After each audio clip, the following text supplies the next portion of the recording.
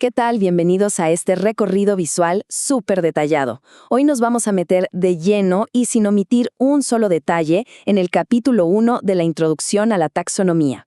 Imagínate que la taxonomía es como el trabajo de un detective biológico, o sea, los científicos literalmente buscan pistas para resolver el misterio de la vida. El objetivo: descubrir, describir y clasificar a absolutamente todos los organismos del planeta. Y bueno, para lograrlo, necesitamos un kit de herramientas pero muy específico. Vamos a verlo. A ver, nuestra hoja de ruta de hoy es súper clara y va directo al grano con todo lo del capítulo 1.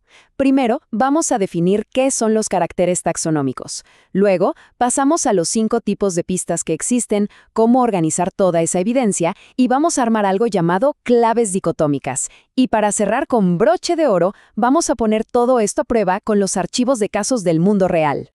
Bueno, arranquemos con la sección 1. Definiendo los caracteres taxonómicos, que básicamente son nuestras pistas biológicas. Es vital, o sea, absolutamente crucial, establecer estas bases de cómo la ciencia clasifica la vida. Porque piénsalo, no puedes resolver un misterio si no tienes idea de qué estás buscando, ¿verdad? Entonces, ¿cuál es la definición oficial? Un carácter taxonómico es cualquier atributo o rasgo de un organismo que usamos como evidencia para diferenciarlo de otros. Y claro, para ver qué tan emparentados están.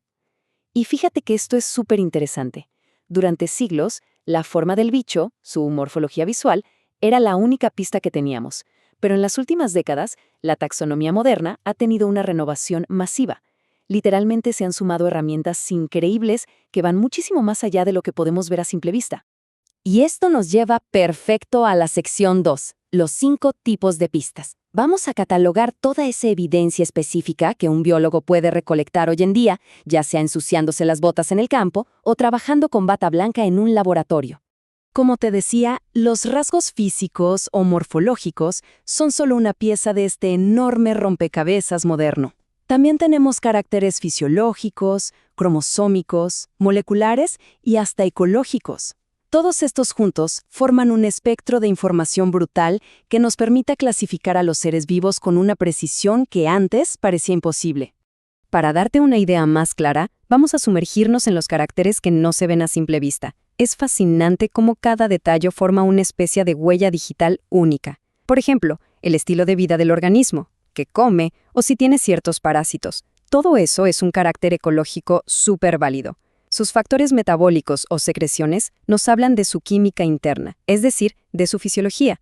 E incluso, si nos vamos a nivel celular, el número exacto y el tamaño de sus cromosomas son pruebas contundentes para separar a una especie de otra que a lo mejor, por fuera, se ve idéntica. Y mira esta información en pantalla porque ilustra el nivel molecular de una forma brillante. Lo que estamos analizando son las bases del ADN, las purinas y las pirimidinas. Cuando los científicos revisan genes, básicamente buscan mutaciones. Si te fijas en las flechas verticales, esas marcan las transiciones, que es cuando cambias una purina por otra purina, como de adenina a guanina, o entre pirimidinas, de timina a citosina. Pero las flechas cruzadas en el centro muestran las transversiones, que es cruzar de un bando al otro, o sea, un cambio más drástico. Estas pequeñísimas sustituciones en el ADN de diferentes especies son, por sí solas, caracteres taxonómicos moleculares invaluables. Bueno, pasemos a la sección 3, organizando la evidencia. Porque claro, una vez que recolectamos todas estas pistas, ya sean físicas o de ADN, tenemos que darles sentido. Necesitamos agruparlas en conjuntos y subconjuntos para empezar a encontrar los patrones. Vamos a ver cómo se ve esto en la práctica. Imagina un conjunto de 5 organismos hipotéticos, etiquetados de la A a la E. Tienen una pinta bastante extraterrestre, ¿a que sí? Bueno, este diagrama en forma de árbol o arborescente representa cómo los vamos clasificando visualmente. Tomas a todo el grupo junto y lo vas partiendo en grupos más pequeños dependiendo de si tienen o no ciertas características clave. Y la lógica aquí es súper estricta. Va paso a paso. Primero, dividimos al grupo en 2, los que tienen ojos pigmentados y los que no. Listo. Luego, tomamos a esos subgrupos y los volvemos a dividir, pero esta vez miramos sus antenas. Si son alargadas y finas como hilos, o sea, filiformes, o si tienen formitas en las puntas, como las capitadas. Y para el último paso, buscamos si el cuerpecito tiene una división en el medio o no. A través de estas simples decisiones de sí o no, logramos aislar a cada una de estas criaturas alienígenas de forma totalmente única. Y ahora entramos a una de las partes más geniales, la sección 4, las claves dicotómicas. Piensa en ellas como la guía maestra. Porque, seamos honestos, andar cargando un árbol visual gigante no siempre es práctico si estás en medio de un bosque o en una mesa de laboratorio llena de muestras. Ese árbol visual tiene que traducirse a un texto manejable. Ahora bien, existen diferentes formatos para hacer esto. Las claves con sangría usan los espacios del texto para agrupar visualmente las opciones que están relacionadas, como si fueran escalones. En cambio, las claves sin sangría mantienen todo alineado a la izquierda y te van conectando de un paso a otro usando numeritos. Y no podemos olvidar las claves pictónicas. Estas son una maravilla, porque incluyen dibujos de cada característica, lo cual es súper útil, especialmente si no eres un biólogo experto, porque puedes comparar tu muestra directamente con el dibujito y no hay pierde. Para que quede súper claro, ese árbol visual de nuestros alienígenas del que hablamos antes se traduce directamente a este formato de texto, una clave sin sangría. Es literal como esos libros de Elige tu propia aventura. Al observar tu organismo, lees la opción 1, A y 1B. Si resulta que tiene ojos pigmentados, la instrucción te dice, ve al paso 2, así de simple. En el paso 2 te toca revisar la antena. Este sistema te va llevando de la mano descartando opciones hasta que, sí o sí, llegas a la identificación correcta sin equivocarte. Bien, llegamos a la sección 5, archivos de casos del mundo real, porque en la teoría es muy interesante, pero para dominar esto de verdad, la última parte del capítulo 1 se mete de lleno en la práctica pura y dura.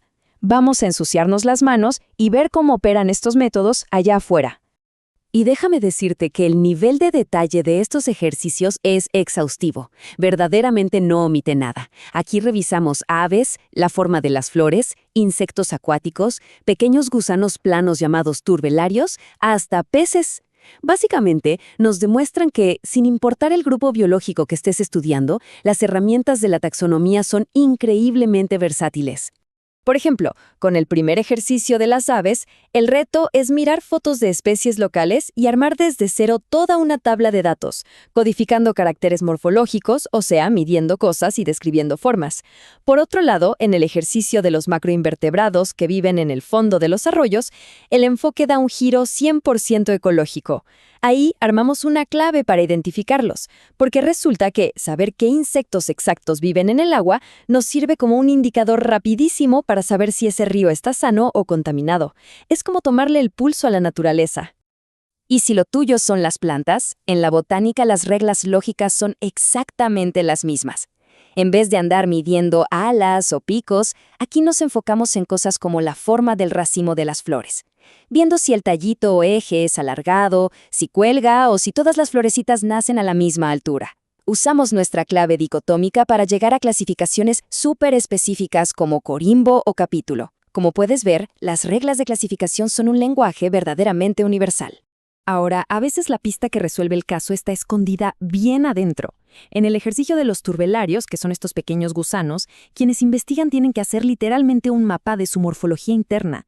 Y hablamos de mapear cosas súper complejas como sus glándulas o cómo se acomodan los músculos de su faringe. Todo ese detalle súper minucioso es el que luego alimenta la clave que separa una especie de otra. Finalmente, el último ejercicio reúne todo lo que hemos aprendido y lo aplica a especies que mucha gente conoce muy bien, los peces de la laguna de Chascomús, aquí en Argentina. Vemos especies súper familiares como la carpa, el pejerrey o la tararira. Y fíjate, esto nos lleva al punto central, al gran objetivo final de por qué aprendemos toda esta ciencia en primer lugar. Porque la verdad es que la taxonomía no se inventó para quedarse escondida en un laboratorio o ser solo un dolor de cabeza académico. El verdadero propósito, y el capítulo lo deja clarísimo, es construir herramientas que sean accesibles para la sociedad. La idea es que cualquier persona, sin importar si es especialista o no, pueda salir, identificar y sobre todo conocer y valorar la increíble biodiversidad que tiene a la vuelta de su casa. Así que para despedirnos nos queda una reflexión súper interesante. Queda clarísimo que estas herramientas clásicas, como las matrices y las claves dicotómicas, son una base que nunca va a desaparecer. Pero con la tecnología de lectura de ADN volviéndose más barata y muchísimo más rápida cada día, ¿cómo crees que se van a adaptar estas claves visuales tradicionales para los biólogos del mañana? O mejor dicho, ¿cómo se van a fusionar los datos genéticos con las lupas y el trabajo de campo en el futuro de las ciencias?